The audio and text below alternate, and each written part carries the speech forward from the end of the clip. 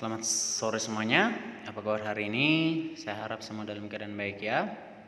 Hari ini kita pembahasan soal matematika kelas 11 wajib ya, di bagian topik turunan. Baik, kita langsung aja ya. Nih, diketahui fx sama dengan mutlak x, maka nilai dari fx 0 adalah. Oke, baik, kita cek pembahasannya. Konsep untuk menyelesaikan soal ini bahwasanya turunan itu di bagian ini ya, turunan itu adalah limit h mendekati 0 dari fx tambah h kurang fx per h. Itu maksud dari definisi turunan ya. Sehingga konsep yang kedua yang harus kita pakai adalah fx sama dengan mutlak x, di mana ini definisinya ya. Min x kalau x lebih kecil dari 0, positif x kalau x lebih besar sama dengan 0. Baik, kita cari. Nah, ini tadi konsep turunan. Nah, kita harus cek, kan dia harus memiliki limit. Kan definisi turunan itu di limit. Berarti kalau dia memiliki limit, kita harus cek apakah dia memiliki sama nilai limit kiri dan limit kanannya. Inilah bagian limit kirinya ya. Di sini letak bagian limit kirinya. Oke, kita lanjut. Ternyata limit kirinya itu ini ya, mutlak x tambah h kurang mutlak x per h. Lalu kita lanjut, karena dia mutlak tadi dari kiri berarti ini ya, min x. Kita pakai, berarti minuskan yang dalam mutlaknya. Minus 0 tambah h dikurang 0, maka itu ternyata nanti hasilnya adalah minus 1. Kita cek limit kanannya, Oke, nih. Fx tambah h kurang fx per h. Nah, ini dia. Oke, maaf kalau ada suara-suara yang mengganggu ya, tetap fokus pada videonya. Berarti karena dari kanan 0, berarti ini gunakan si positif x ya. Artinya positif dalam mutlak segitu. Berarti ini tinggal positif 0 tambah h dikurang 0, maka ini plus 1. Nah, limit kanannya plus 1, limit kirinya min 1. Dengan kata lain, limit kiri tidak sama dengan limit kanan. Oke, berarti kalau limit kiri tidak sama dengan limit kanan, kira-kira masih ingat apa kesimpulannya? Tidak ada limitnya ya, tidak ada limit. Berarti kalau nggak adanya limitnya, sesuai dengan definisi limit, maka tidak ada turunan saat x sama dengan 0 ya, tidak ada turunannya gitu. Oke, kita lanjut. Nomor berikutnya, jika fx sama dengan 2x kuadrat tambah 5, maka tentukan limit h menuju 0 fx tambah h kurang fx per 2h. Nah, di sini sebenarnya yang kamu perlukan itu konsep dan sifatnya aja. Ya, konsep turunan tadi di sini limit h mendekati 0 fx tambah h kurang fx per h. Cuma ini per h ya, ini bukan per 2h. Berarti bisa kita buat kesifat karena per 2 itu artinya kali setengah ya. Ini per 2 kan artinya setengah dikali limit, tinggallah h di sini. Ini kan udah definisi turunan ya, ini udah merupakan definisi turunan. Ini saya tanda ya, ini sudah merupakan definisi turunan ya. Ini sudah merupakan definisi turunan. Oke, gitu. Nah, berarti bisa kita pastikan untuk mencari nilai yang ditanyakan, karena fx sama 2x kuadrat tambah 5, nggak perlu kamu cari masukkan semua ke fungsi fx tambah h ya. Tinggal mainkan di sini aja. Nah, setengah dikali turunannya. Maka setengah dikali, emang turunannya ini apa? Dy per dx nya apa? 4x ya. Turunan konstanta kan 0. Maka setengah dari 4x itu adalah 2x. Gitu ya. Kita lanjut soal berikutnya. Nah, diberikan kurva x kuadrat kurang y kuadrat sama dengan 3. Tentukan PGS di titik minus 2, minus 1. Nah, sebelum kita bahas ini, konsep yang harus kita tahu adalah aturan rantai dan bahwasanya turunan itu boleh ditulis dy per dx. Oke, kira-kira kita sebelum kita ke pembahasan, kita ingatkan dulu bahwasanya kalau misalnya lah dulu y sama dengan x kuadrat ya. Kalau misalnya saya buat ini, kan kalau mencari turunan y karena kedua ruas kita dy per dx kannya itu ya. dy per dx kan ini juga dy per dx kedua ruas, sehingga ini kan masih dalam variabel y. Ini dulu yang ruas kanan dulu kita kerjakan biar lebih gampang kalau enggak. dy per dx berarti terhadap variabel x, maksudnya ini ya, terhadap variabel x. Maka terhadap variabel x kita turunkan, ini adalah 2x. Nah, ruas kanannya sudah jelas 2x.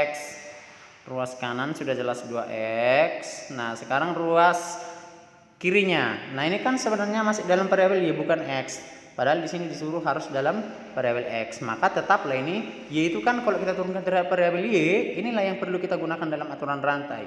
Kalau kita turunkan dalam variabel Y itu 1 ya, 1 dikali. Nah, harus pakai lagi dy per dx, itulah rantainya. Maka ini kan 1 kali dy per dx tetapnya 1, sehingga hasil turunannya adalah 2x. Nah, itu sebelumnya ya. Nah, sebelum menjawab ini itu pengantarnya, kita harus tahu dulu itu. Nah, kita turunkan ke dua ruas. Perintahnya kita turunkan ke dua ruas.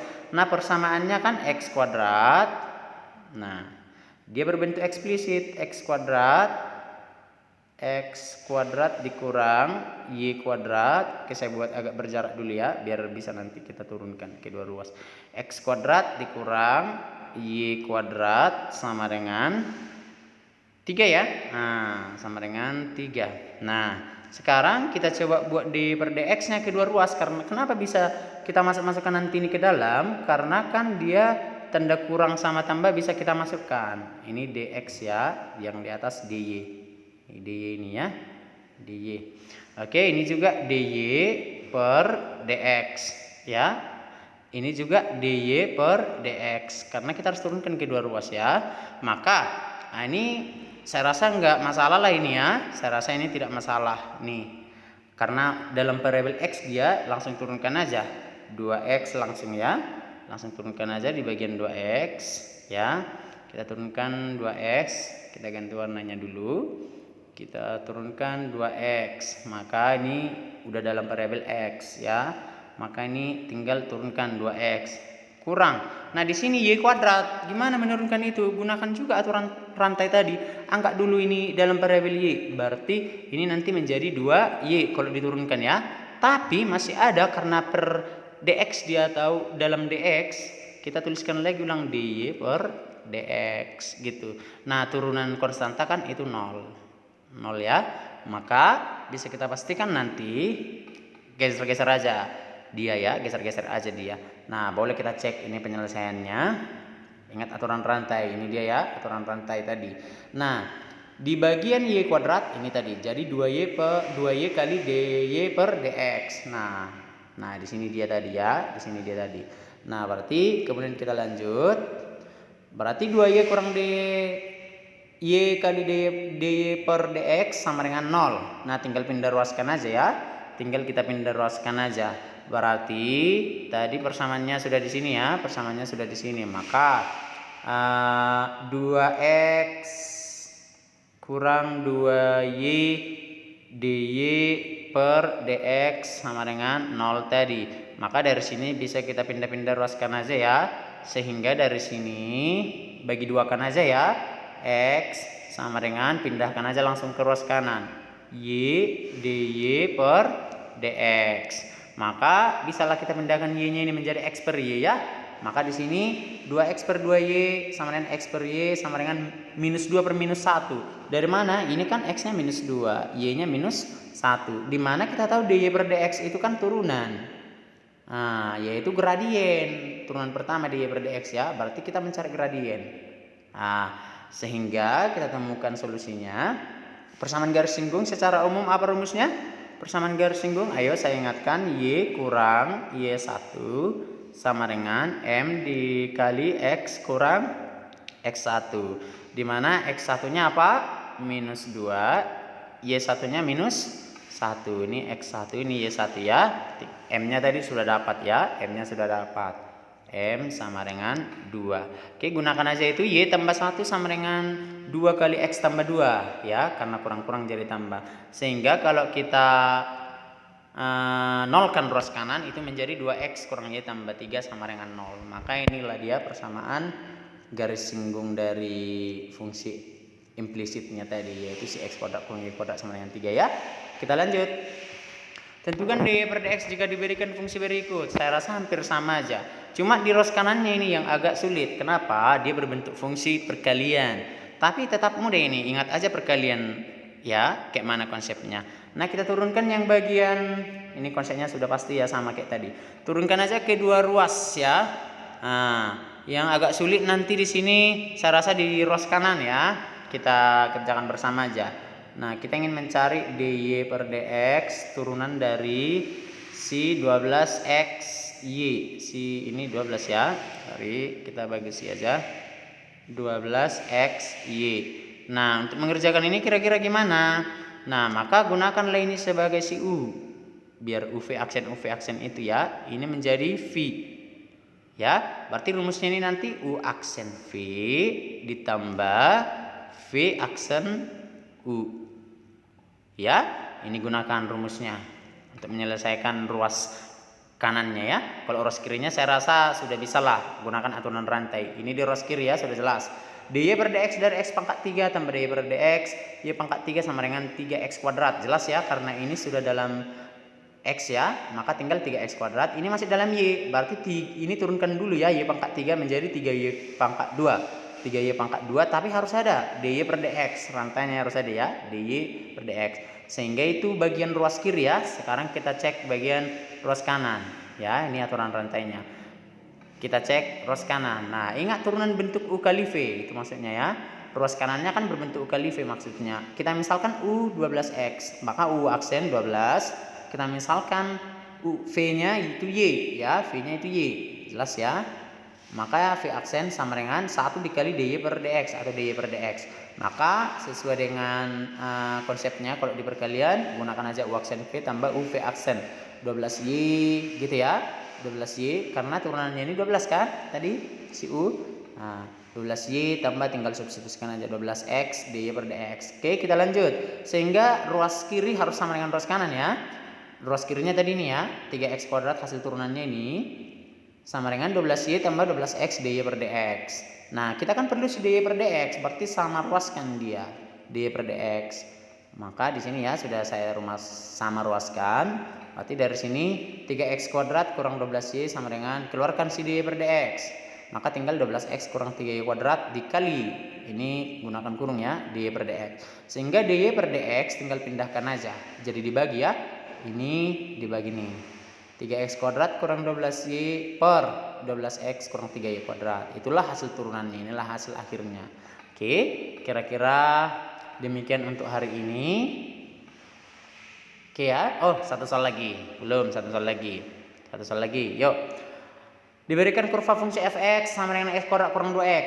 Pernyataan berikut yang benar. Nah, di sini ada a sampai e ya. Kita bahas satu persatu. Yang bagian A. Titik stasioner. Titik stasioner. Nah, stasioner itu kan turunan pertama itu sama dengan 0. Ini sini sudah ada ya. Maka bisa kita buat turunan pertamanya itu adalah 2x kurang 2 ya. Sama dengan 0 sehingga x sama dengan 1. Maka titiknya itu mestinya adalah 1, minus 1. Maka pilihan A itu pasti salah ya. Pilihan A itu pasti salah. Yang pilihan A itu salah. Kemudian kita cek yang bagian B. Fungsi naik berarti turunan pertama lebih besar dari 0. 2x kurang 2 itu tadi hasil turunan pertamanya lebih besar 0, maka x lebih besar 1. Dari sini x kecil 1 ya. Maka B-nya juga salah. Nah, fx turun, saya rasa udah pasti salah ya. Akan sama konsepnya kalau turun lebih kecil dari 0. Yang bagian D. Jenis stasioner.